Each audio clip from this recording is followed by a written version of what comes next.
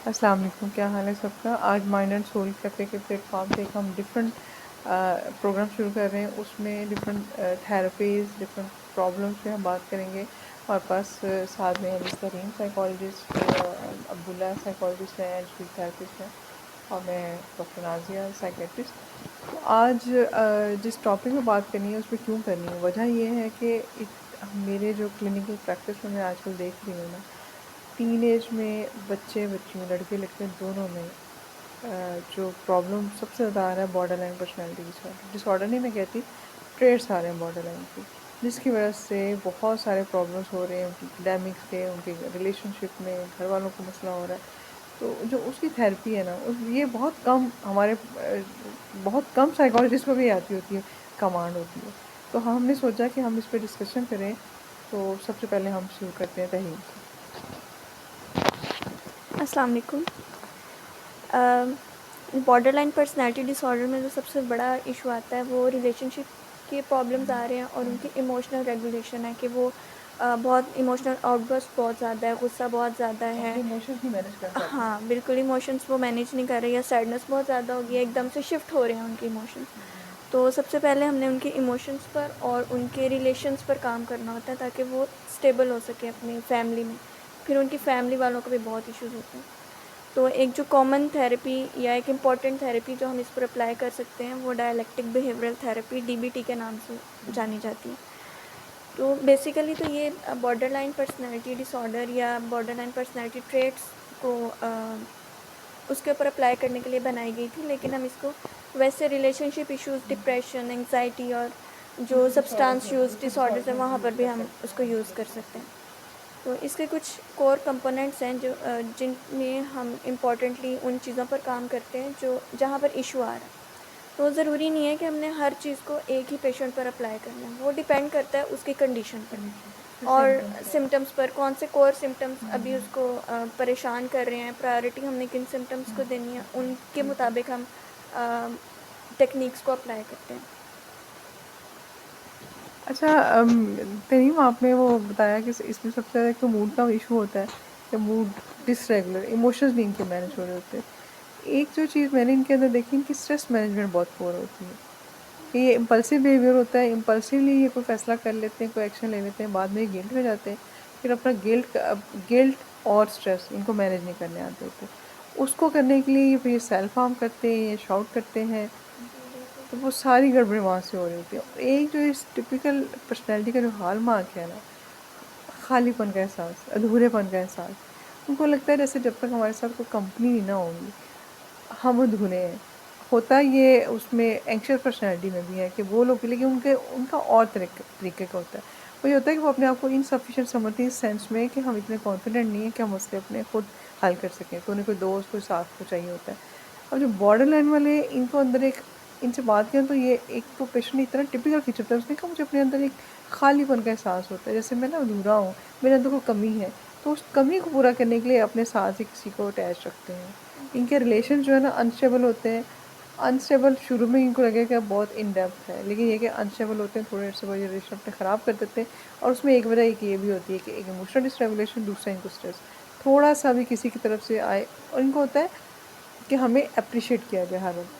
कहीं से आप थोड़ा सा हल्का सा पैरानॉइड भी होता है, कहीं से आप थोड़ा सा इनको तनकीद करें तो ये सारे रिलेशनशिप ख़राब करके ना, मुझे इसमें एक एग्जांपल, कुरान की एक एग्जांपल याद आती है कि कुरान में एक बुढ़िया का जिक्र है कि जो इंसान अपनी सारी मेहनत जो है ना ज़ाया कर लेते हैं, कि उसने बड़ी मेहनत से वो जो थ्रेड एक बुना, और उसके बाद जो है ना उसने अपना खुद ही सारा खोल के ख़राब कर लिया। तो ये बॉर्डर लाइन में जितने ये रिलेशनशिप इन्होंने पूरी अपनी एक अच्छे फेज़ में मेहनत की होती है ना, वो जब एक इन पे आता है, स्ट्रेस आता है, या जब इनकी इम्पल्सिविटी हावी होती है, मूड इनका थोड़ा सा ख़राब होता है, तो ये सारा ग्रोथ हेड कर देते हैं, सारे रिलेशन ख़राब करके रख देते हैं। अब्दुल्ला, कुछ आप शेयर करेंगे? जैसा कि मैम ने इसमें काफ़ी चीज़ें ऐड की हैं, तो मैं इसमें कुछ ये पॉइंट ऐड करना चाहता हूँ कि बॉर्डर लाइन के पर्सनैलिटी के जो भी क्लाइंट हमारे पास आते हैं, जो भी क्लाइंट हैं, तो उनमें मोस्टली जो इमोशनल जो डीरेगुलेशन भी आ रहा है, उसके साथ साथ उनमें कॉन्फ्लिक्ट का जो कंपोनेंट है वो बहुत ज़्यादा है। वो ड्यू टू कॉन्फ्लिक्ट वो अपने रिलेशनशिप को तो मेंटेन करना तो एक उनका इशू है ही है, लेकिन इसके अलावा डेली एक्टिविटीज़ जो हैं उसमें भी वो सस्टेनेबिलिटी नहीं है। इसमें इसी सेंस में देखा जाए तो किसी भी काम के ऊपर वो एक प्रॉपरली एक लॉन्ग टर्म तक काम नहीं कर सकते, मतलब वो मैनेजमेंट इश्यूज़ उनके अंदर बहुत ज़्यादा होंगे, और इसी की बेस पे वो उनको सम टाइम ये भी लगेगा कि या तो मैं बहुत कुछ कर सकता हूँ या मैं कुछ भी नहीं कर सकता हूँ। तो इस तरह की जो इन्फीरियर कॉम्प्लेक्स लाइक सिम्टम या साइन जो होते हैं ना, वो भी इन लोगों के अंदर देखने में मिलते हैं। आपने बिल्कुल एक अच्छा आइडेंटिफाई किया कि इंफीरियर साइंस सिंड्रोम इनके अंदर ना अपना सेल्फ इमेज जो होता है ना वो बड़ा कंफ्यूज होता है। ये अपनी पर्सनैलिटी के बारे में बड़े कंफ्यूज होते हैं कि हमारे अंदर क्या खूबियाँ हैं, क्या खामियाँ, बल्कि ये खामियाँ अपने आप में ज़्यादा चाहे हमें ना बताएं, प्रिटेंड ये करें कि हम मैं बहुत स्ट्रॉन्ग हूँ, लेकिन इनका अपने बारे में एक डिस्टॉर्टेड सा इमेज होता है। एक हमने उस पर काम करना होता है। सेकेंडली इनकी इम्पल्सिविटी होती है। अब फिर ये मूड रेगुलेशन होती है। एक आपने कॉन्फ्लिक्ट मैनेज होता है। अब तहरीम हमें टेक्निक्स बताएंगे। स्ट्रेस को मैनेज करने के लिए सबसे पहले तो इमोशनल डिस्ट्रेस या फिर डिस्ट्रेस टॉलरेंस, क्योंकि इनमें अगर कोई भी प्रॉब्लम हो जाती है, इनको स्ट्रेस की सिचुएशन है ना, वो मैनेज करनी नहीं आ रही होती, और एक इम्पल्सिव रिएक्शंस ये दे रहे होते हैं। लाइक अगर थोड़ा सा फैमिली की तरफ से, किसी की तरफ से थोड़ा सा स्ट्रेस इनको आता है, तो उसके या तो ख़िलाफ़ जाकर उसको या तो नुकसान पहुंचाएंगे या अपने आप को नुकसान पहुंचाना शुरू कर देंगे। तो वो मैनेज करने के लिए कुछ टेक्निक्स हैं जिसमें सेल्फ सूदिंग है, कि उनको इस तरह की टेक्निक सिखाई जाए कि वो अपने आप को काम डाउन कैसे कर सकते हैं। जैसे कि हाँ, जो एंग्जाइटी भी आ जाती है ना इसमें स्ट्रेस की वजह से, तो वो किस तरह से उसको कम कर सकते हैं। लाइक नहा सकते हैं, उनको ये सिखाया जाए कि आपने वो एक टेक्निक होती है कि किस तरह से आपने नहाना है या फ़ील करना है ठंडे पानी को, या अपने हाथों को ठंडे पानी में डालना है, अपने फेस पे ठंडा पानी डालना है आपने। गरम भी यूज़ कर सकते हैं। हाँ, यानी पानी आपने अपनी सिचुएशन को चेंज करना है ना, कि आप थोड़ा सा काम डाउन हो। और इमोशनल डिसरेगुलेशन में हम ये करेंगे कि उनके इमोशंस को आइडेंटिफाई करवाएंगे उनको, कि वो अपने इमोशंस को आइडेंटिफाई करें, उनको लेबल करें, ताकि उनको ये पता हो कि हमारा कौन सा इमोशन है, हम किस तरह से उसको रिएक्ट कर रहे हैं, और अब हमने उसको चेंज कैसे करना है। जैसे आपने कहा ना, पहले तो वो रिएक्ट कर लेते हैं, बाद में उन्हें गिल्ट आता है, तो उनको ये सिखाया जाए कि किस तरह से अपने इमोशंस को वो लेबल करें, और फिर उनको वो चेंज कैसे कर सकते हैं, ताकि उनके रिलेशंस जो हैं वो मैनेज होना शुरू हो। एक आपने माइंडफुलनेस वाली आप डिस्कस कर रही थी ना, वो बड़ी अच्छी मुझे ये थी। माइंडफुलनेस में ये कि उनको ये सिखाया जाए कि प्रेजेंट में किस तरह से मौजूद है अपने पूरे, जिसको हम उर्दू में होशो हवास भी कहते हैं, क्योंकि बाजू का जब इंसान रिएक्ट कर रहा होता है उसको पता नहीं चलता, वो सिचुएशंस को एनालाइज नहीं करता, ना लोगों की बातों को, वो जस्ट अपने पे या तो टारगेट होता हुआ देख रहा है या किसी और को टारगेट कर रहा है। उसकी assumptions होती है, वो ज़्यूम कर लेता है सिचुएशन के, अच्छा ये मेरे खिलाफ है, वो जो अगला बंदा बात कर रहा है वो मुझे टारगेट कर रहा है, वो रियलिटी को एज सच एक्सेप्ट नहीं करता। वो कुछ ना मतलब जैसे कोग्निटिव उसके डिस्टॉर्शन की वजह से वो चीज़ों को और तरह से अंडरस्टैंड करता है, जी तो इसलिए बिल्कुल। फिर वो इम्पल्सिवली रिएक्ट कर देता है बगैर सोच समझे। तो उनको ये सिखाया जाए कि वो अपने प्रेजेंट में किस तरह से मौजूद हैं। फिर इसकी एक टेक्निक होती है कि उसमें हम उनको इर्द गिर्द की चीज़ों का एनालिसिस करवाते हैं, और उस पर उनको ये ग्रिप देते हैं कि वो अपनी 5 सेंसेस को यूज़ करते हुए अपने इर्द गिर्द के माहौल को फोकस करें, ताकि उन एक डिस्ट्रैक्शन हो जाए। एक जो फोकस हो रहा है ना उनका नेगेटिव चीज़ की तरफ, वो डिस्ट्रैक्शन होगी तो वो और चीज़ें भी सीख सकें। तो बड़ा इंटरेस्टिंग आपने बताया था वो जो 5 5 पॉइंट्स था सेंसेस जो हैं वो वो जी बड़ा ठीक अच्छा है। लगा। उसमें ये कि इर्द-गिर्द की चीज़ों को फ़ील करने के लिए ना हम 5 सेंसेस यूज़ करवाते हैं। फॉर एग्ज़ाम्पल हम उनको ये कहेंगे कि आप 5 चीज़ें अपने इर्द-गिर्द देखें और उनको लेबल करें, आप बेशक लिख लें, ठीक है? फॉर फिर एग्जाम्पल स्टेपलर, स्टेपलर हैं, बुक है, तार है, बेल पेंसिल है, है, पेन है, मोबाइल है, अभी लिख लें चीज़ें। हाँ, 5 चीज़ें लिख लें या बता दें किसी को। फिर आप 4 चीज़ों की आवाज़ सुनें, खामोश होएँ और इर्द-गिर्द से आवाज़ सुनें, बेशक बाहर से किसी कौवे की आवाज़ है, किसी रिक्शे की आवाज़ है या किसी भी चीज़ की आवाज़ है। 4 चीज़ों को लेबल कर लिया जाए, और उसके बाद 3 चीज़ों को स्मेल किया जाए। स्मेल कर लें या फ़ील कर लें आँखें बंद करके। 3 चीज़ों को फ़ील किया जाए, आँखें बंद की जाएँ। जैसे ये पेन है, इसका टेक्सचर कैसा है, कॉपी का टेक्सचर कैसा है, अगर आपने कोई ड्रेस पहना है उसका टेक्सचर कैसा है, फ़ील किया जाए और उसको भी लेबल कर लिया जाए या लिख लिया जाए। फिर 2 चीज़ों को स्मेल किया जाए कि किस तरह की आपको खुशबू आ रही है, वो अच्छी है या बुरी है, जैसी भी है। और लास्ट पे किसी एक चीज़ को टेस्ट कर लिया जाए। ये सबसे मज़े की चीज़ है। कुछ खा लिया जाए। हाँ, वो चेंज हो जाता है ना हाँ। आपके एक जो ब्रेन की फंक्शनिंग है वो उसमें भी वो एक्टिव हो रहे हैं, वो डिस्ट्रैक्शन आ रही है, तो उससे वो मौजूद भी होगा अपने प्रेजेंट सिचुएशन में, और जो एक डिस्ट्रेस की उसकी जो सिचुएशन थी वो भी थोड़ा सा चेंज होगी। सर आप इसमें कुछ ऐड करें? कॉन्फ्लिक्ट मैनेजमेंट का आपका कि हमने उनके ज़्यादा कॉन्फ्लिक्ट भी होते हैं, ज़रा से किसी ने उनको कुछ बात कह दी, अपोज कर दिया, तो वो प्रॉब्लम है। अच्छा, इसमें देखा जाए तो सबसे पहले ये कि जो जैसे हम साइको एनालिसिस के अकॉर्डिंग बात करें तो इड ईगो सुपर ईगो, तो जो बॉर्डरलाइन पर्सनालिटी के लोग हैं इनकी जो इड की वो बहुत हैवी होती है। मतलब ये हर पॉइंट पे कहते हैं कि जो मैं चाह रहा हूँ, जो मैं कह रहा हूँ, I am the best, I am, मैं किसी साइड पे खुद को रोंग नहीं कंसीडर करेंगे। और इसी सेंस में ये खुद को इमोशनली ब्लैकमेल लोगों को करेंगे ताकि मैं समटाइम सुसाइडल थॉट्स, हमें सुसाइडल थॉट्स आ रहे हैं, हम सुसाइड करने लगे हैं, सेल्फ हार्म बहुत ज़्यादा करते हैं। और ये इसी की बेस पे ही अगर यही चीज़ अगर मतलब सेल्फ हार्म और अग्रेशन जो है वो लीड कर रहा होता है इनके साइकोलॉजिकल डिसऑर्डर की तरफ जा रहा होता है। और बहुत दफ़ा देखा गया है कि जैसे कॉन्फ्लिक्ट मैनेजमेंट की बात करें तो इसी बेस पे इनके कॉन्फ्लिक्ट स्टार्ट हो रहे होते हैं। अगर हम कॉन्फ्लिक्ट की बात करें तो कॉन्फ्लिक्ट सम टाइम हमारे लिए पॉजिटिव भी होता है, सम टाइम हमारे लिए नेगेटिव भी होता है। तो पॉजिटिव कॉन्फ्लिक्ट भी है, नेगेटिव भी है, नेगेटिव पॉजिटिव भी है, और पॉजिटिव नेगेटिव कॉन्फ्लिक्ट वो भी है। बट डिपेंड करता है कि हमारे पास जो हमारी सोसाइटी कम्युनिटी में जो लोग हैं, हम देखते हैं कि हमारे पास जो बॉर्डर लाइन पर्सनैलिटी आया वो किस एरिया के लोग हैं। तो क्योंकि हम उसको फ़ौरन से बॉर्डर लाइन पर्सनैलिटी लेबल करने की बजाय हम उसके बायोग्राफिक जो डेमोग्राफिक है उसको देखते हैं, उसकी सिविलाइजेशन को देखते हैं, उसकी फैमिली बैकग्राउंड को देखते हैं, आया उसका आउटपुट क्या है, वो प्रॉपर उसको पर्सनैलिटी डिसऑर्डर की तरफ लीड कर रहा है कि जस्ट ओनली एक माइनर लेवल की। जैसे हमारे पास सिंपल कुछ लोग किसी प्रॉब्लम के साथ आते हैं, हम उस प्रॉब्लम को ये नहीं कह सकते कि किसी डिसऑर्डर की तरफ लीड कर रहा है। तो ये चीज़ें फिक्स करती हैं। इन चीज़ों को डिफरेंशिएट करने के बाद हम उसका जो भी मैनेजमेंट प्लान जैसा कि आपने बताया इसको हम यूज़ करके उसको जितनी भी उसकी जो सिचुएशन है उसको वो इजीली कोप अप कर सकते हैं। अच्छा, आपने ना सही बात की कि हम लेबल नहीं करते हैं। अब जो है बॉर्डरलाइन पर्सनैलिटी डिसऑर्डर, हम किसी को भी लेबल नहीं करते। उनमें सिम्टम्स होते हैं, सिम्टम एक आध किसी में भी हो सकता है।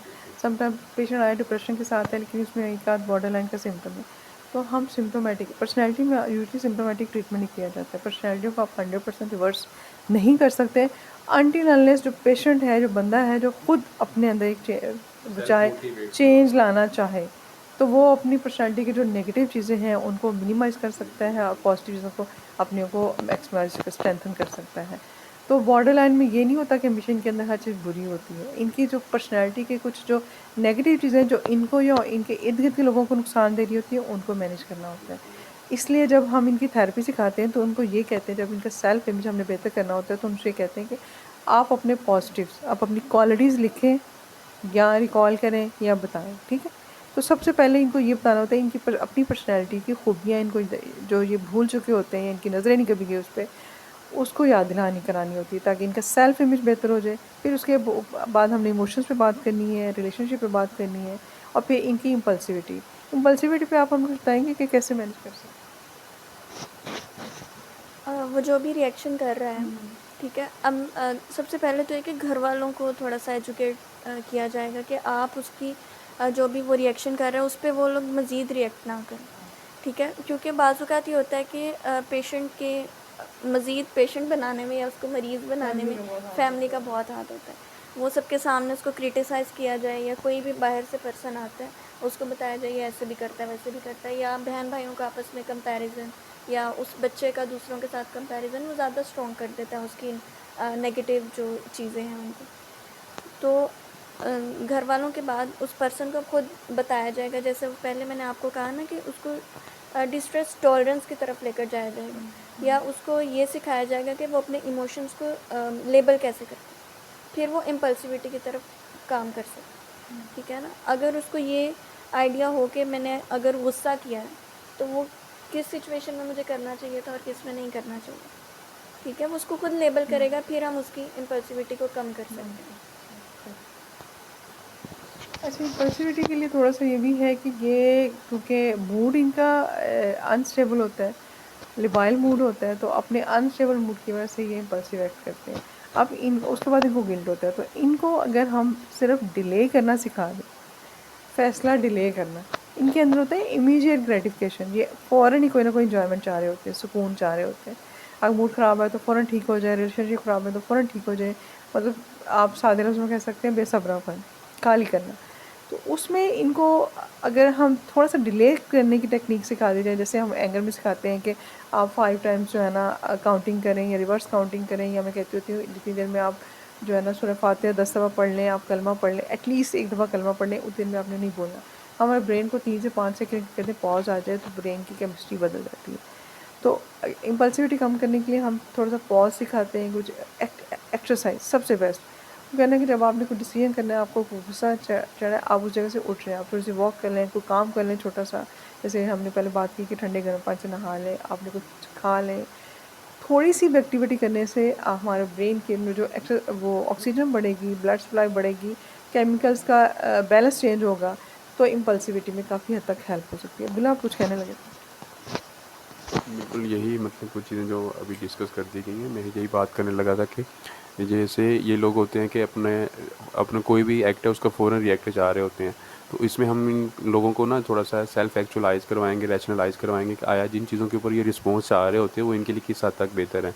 तो आइडेंटिफिकेशन करवाएंगे, देन वो उसके अकॉर्डिंग उसका प्लान बनेगा। और इसके प्लान में हम ये भी चीज़ें ऐड कर सकते हैं कि बहुत दफ़ा ऐसा होता है कि जो लोग होते हैं उनका फैमिली बैकग्राउंड या उनका पर्सनल जो बैकग्राउंड वो काफ़ी एजुकेटेड लाइक होता है, तो वो उनको बताना उनसे बात करना वो काफ़ी इजी होता है। लेकिन अगर इसके साथ कोई एडिक्टेड आ जाए तो उसके लिए हमें काम करना थोड़ा सा मुश्किल होता है। तो इसलिए इनकी जो मैनेजमेंट प्लान है वो हम किसी भी साइड से फिक्स नहीं कर सकते कि ये क्या उसका नाम है, कुछ जो टेक्निक्स हैं ये हर सारे पर्सनैलिटी डिसऑर्डर के ऊपर ही पोज हो जाएंगी। ये डिपेंड्स करता है, अकॉर्डिंग टू सिचुएशन वेरी करता है। हमारे पास जो क्लाइंट है उसके ड्यूरेशन कितना है और इसका मतलब हर चीज़ें मैटरेबल करने के बाद हम इसको प्लान्स को मॉडिफाई भी कर सकते हैं।